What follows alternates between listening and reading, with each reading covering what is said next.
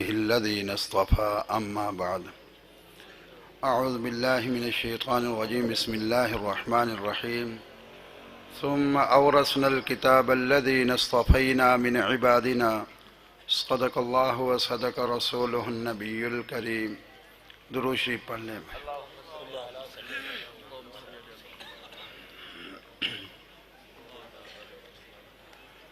سالانہ پروگرام میں ہمیشہ ہماری یہاں حاضری ہوتی ہے. بیان کے لیے نہیں آنا ہوتا. ہم تو اپنے دوستوں سے، احباب سے، آپ حضرات سے ملاقات کی غرض سے آتے ہیں. میرے ابا جان اللہ ان کے عمر میں کروڑوں برکتیں نازل فرمائے، ہمارے مفتی اسماعیل صاحب کے والد صاحب کے دوست اور ابا جی کا بڑا تعلق تھا اور اب بھی ہے. ان کے والد صاحب تو انتقال فرما گئے لیکن ذکر خیر ان کا جاری رہتا ہے. تبلیغ کے حوالے سے میرا طالب علمی زمانہ شروع ہونے سے پہلے میں نے چلہ لگایا. حافظ عبدالصمد صاحب رحمۃ اللہ علیہ مجھے یہاں سے رائیونڈ لے گئے اور وہاں سے چلے کی تشکیل. بھائی جنگ شیر صاحب ہوتے تھے قادرپور چمنہ کے، ہمارے علاقے کے تھے. میرے علاقہ بھی قادرپور چمنہ ہے. وہاں سے قادرپور سے ہم قادرپور میں چلے گئے. تو وہاں سے شوق پیدا ہوا تعلیم کا. پھر اللہ نے فضل فرمایا کہ میں نے یہاں باب العلوم میں داخلہ لیا. اولا سے لے کر پھر دورے تک میری کوئی چھٹی نہیں ہے. مجھے نہیں پتا میرا کوئی ناغہ ہو. ہاں بیمار ہوا تو مدرسے میں پڑھے رہتے تھے ہم. 15 سال میں نے پڑھایا اللہ کے فضل سے. تو 15 سال میں میری ایک چھٹی ہے بس. میرا چھوٹا بھائی 13 سال پڑھا، 2 ہی بھائی ہم. 3 سال خیر المدارس میں اور 10 سال جامعہ قادریہ حنفیہ میں. 13 سال میں 1 گھنٹے کا بھی اس کا ناغہ نہیں ہے.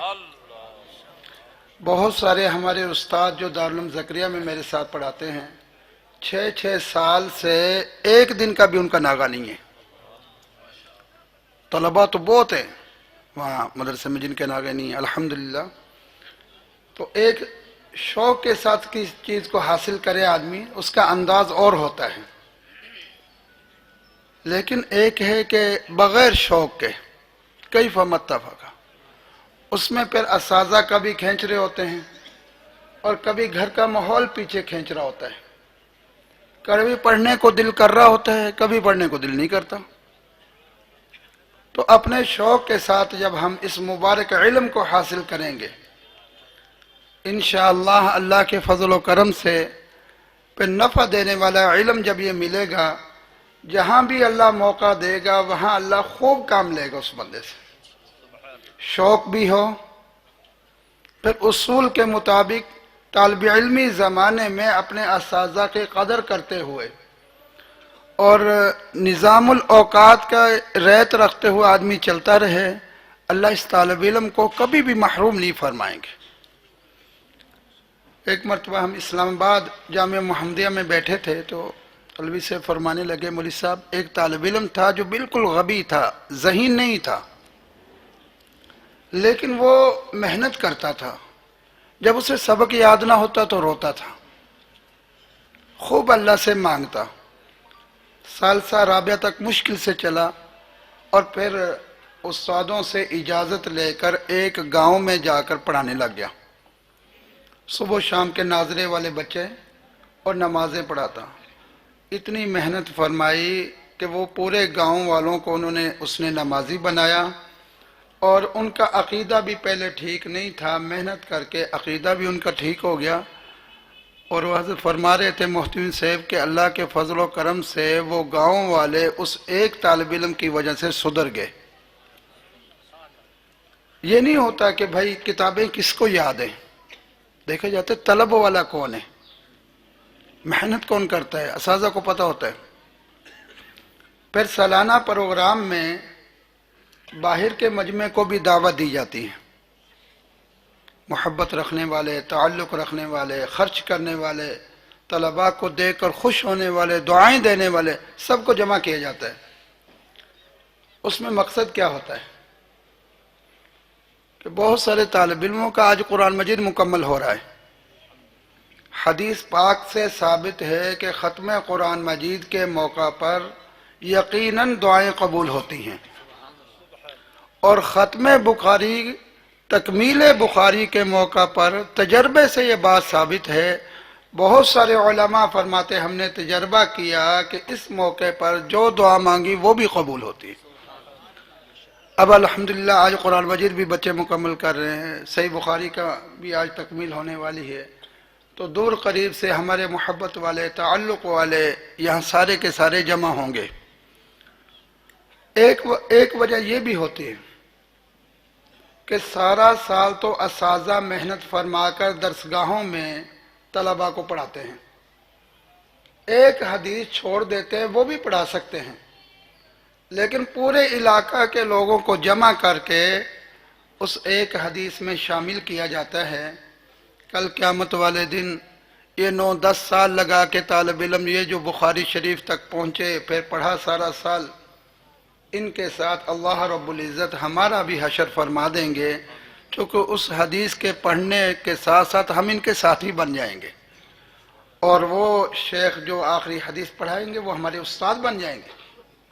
قیامت والے دن اللہ ہمارا حشر بھی ان کے ساتھ فرمائیں گے۔ المرء مع من احب، جس سے جس کا پیار ہوگا قیامت والے دن اللہ اس کے ساتھ اس کو جوڑ دیں گے۔ تو اللہ کے فضل و کرم سے یہ مبارک مدارس اور یہ طلباء، یہ اللہ کے چنے ہوئے لوگ ہیں، اور جہاں مدارس اور مساجد کا نظام ہے، یہ دھرتی کے یہ ٹکڑے یہ بھی اللہ کی چنی ہوئی جگہ،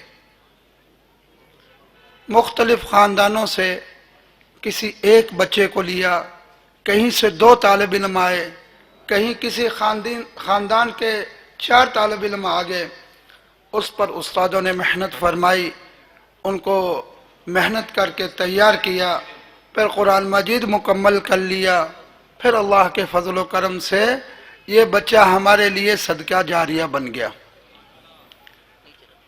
کل قیامت کا دن ہوگا، 50,000 سال کا ایک ہی دن ہے، 50,000 سنہ۔ سیدنا آدم علیہ السلام سے لے کر حضور پر نور صلی اللہ علیہ وسلم تک کے جو وقت گزرا، 6,000 سال کا وقت گزرا۔ 6,000 سال کتنا بھائی؟ 600 سال نہیں، 7ویں ہزار سال میں آپ علیہ السلام تشریف لائے، اور اب 15ویں صدی ہے نا، 150 سال یہ ہو گیا، تو 7,500 سال ہو گئے آدم علیہ السلام جب دنیا میں تشریف لائے، اور آج تک کا یہ وقت کتنا گزر گیا بھائی؟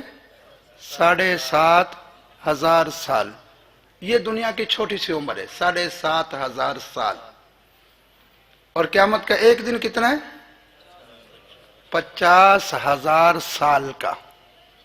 تو یہاں گرمی کا ایک دن اتنا مشکل ہوتا ہے، یہاں چھوٹا سا جو دن ہوتا ہے کہ آدمی کہتا ہے کہ یار گرمی میں کوئی ٹھنڈا پانی پلا دینا، زندگی بھر بندہ اس کو یاد رکھتا ہے۔ تو بتاؤ بھائی اس دن میں کیا بنے گا؟ وہاں اس دن پر قرآن مجید ایک طالب علم کے متعلق حدیث پاک میں آتا ہے کہ قرآن مجید ایک طالب علم جو قرآن مجید کو یاد کر کے عمل کرنے والا ہے، اللہ کے ہاں اس کے بارے میں سفارش کرے گا، اور یوں کہے گا کہ باری تعالیٰ یہ مجھے پڑھا کرتا تھا، میرے اوپر عمل کرتا تھا، اسے عزت کا تاج پہنا دے۔ ہم تو سنتے ہیں نا والدین کو تاج پہنایا جائے گا، وہ تو واقعی ہے، لیکن اس حافظ کے لیے قرآن مجید اللہ کی خدمت میں سفارش کرے، یا اللہ اس کو عزت کا تاج پہن۔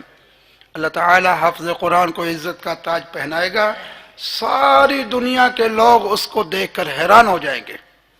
پھر قرآن عرض کرے گا کہ باری تعالیٰ اس کو عزت کا جوڑا پہنا، پھر اس حافظ کو عزت کا جوڑا پہنایا جائے گا۔ پھر اللہ کی طرف سے اس کو اجازت ہوگی کہ اپنے خاندان کے 10 آدمیوں کو جن پر جہنم واجب ہو چکی ہوگی کہ ان کو جہنم سے نکال کر جنت میں لے جائے گا۔ یہاں ہمارا چھوٹا سا کام پھنسا ہوا ہو اور کوئی سفارش کر کے ہمارا وہ کام کر دے تو ہم کہتے ہیں یار ہمارا بڑا مہربان ہے، اور اس مشکل دن کے اندر جہاں ماں اپنی اولاد کے کام نہیں آئے گی، بھائی کے کام نہیں آئے گا، باپ اپنے بیٹے کے کام نہیں آئے گا، यौम यफिर्रुल मर्उ मिन अखी व उम्मिही व अबी व साहिबतिही व बनी लिकुल्लि इम्रिइन मिनहुम यौमइज़िन शअनुन युगनी। हर एक दूसरे से भाग जाएगा। ये तालिब इल्म ये देखेगा कि एक आदमी जंजीरों में जकड़ा हुआ, हाथों में हथकड़ियां, पाँव में बेड़ियां, बालों से पकड़कर घसीट के फरिश्ते जहन्नम की तरफ ले जा रहे होंगे। ये कहेगा बारी ताला ये तो मेरा मामू लगता है, ये मेरा चचा लगता है, ये मेरा भाई लगता है, ये मेरी खाला लगती है। इसके इशारे पर उसकी हथकड़ियां खुड़ेंगी, पाँव की बेड़ियां टूटेंगी, अल्लाह उसकी जहन्नम को जन्नत में बदलेंगे। तो देखो कितना बड़ा मोहसिन हुआ भाई। अच्छा फिर दिल में आता है कि यार मेरी औलाद तो जवान हो गई है, मैं भी अपने बेटों को आलिम बनाता, हाफिज बनाता। उसका आसान तरीका यह है कि खानदान में से बच्चे लो, उनको दाखिल करा दो।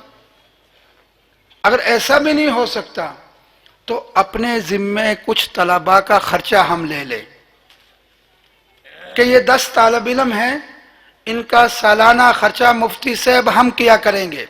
उनसे पूछ लो इनके गर्मी सर्दी के जोड़े, इनके रोजाना का खर्च और इनके दवाई और इलाज मुआलजे का खर्चा।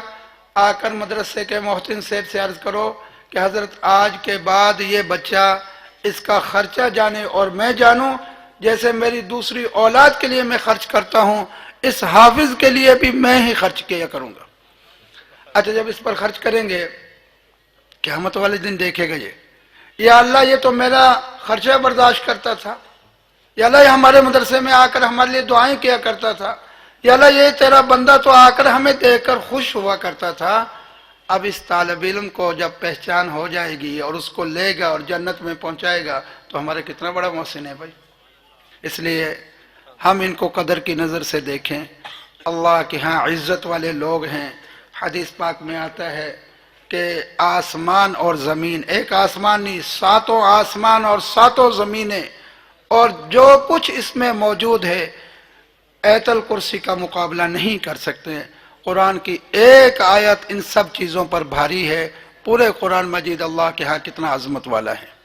इसलिए भाई इन प्रोग्रामों में आकर इन तलबा को देखकर हम खुश भी हुआ करें, अल्लाह से दुआएं भी किया करें, अपने लिए भी मांगा करें, अपनी औलाद के लिए भी मांगा करें और मदारिस वालों से मोहब्बत करें, उलमा तलबा से मोहब्बत करें। कल क़यामत वाले दिन इंशाअल्लाह अल्लाह हमारा हशर इनके साथ फरमाएंगे। अब अल्हम्दुलिल्लाह देख रहे हो सामने कितने मुबारक और नूरानी चेहरे हैं। अल्लाह रब्बुल इज़्ज़त ने इनको चुना है, सारा जहान इनको जानता है। तालिब इल्म घर से निकलता है, आसमान और ज़मीन के दरमियान जितनी मखलूक है सब इनके लिए दुआएं करती हैं। तो एक बंदा कहे कि यार मैं तो इसको जानता नहीं, परिंद चरिंद इसको जाने, मछली और चींटियों इनको जाने, सब इनके लिए दुआ कर रहे हैं और हम गाफिर रहें, हम इनके लिए दुआएं ना करें तो फिर हमारे लिए तो बदनसीबी है। आज से हम ये तरतीब बना लें कि हमारी दुआओं में मुकम्मल तलबा का हिस्सा हो, मदारिस का हिस्सा हो और हमारे माल में भी इनका हिस्सा हो। अगले दिन ये 2-4 दिन पहले उस मौलाना इरशाद अहमद साहब के यहाँ दारुल कबीर वाला में दारुल कुरान की बुनियाद वो रखना चाहते थे।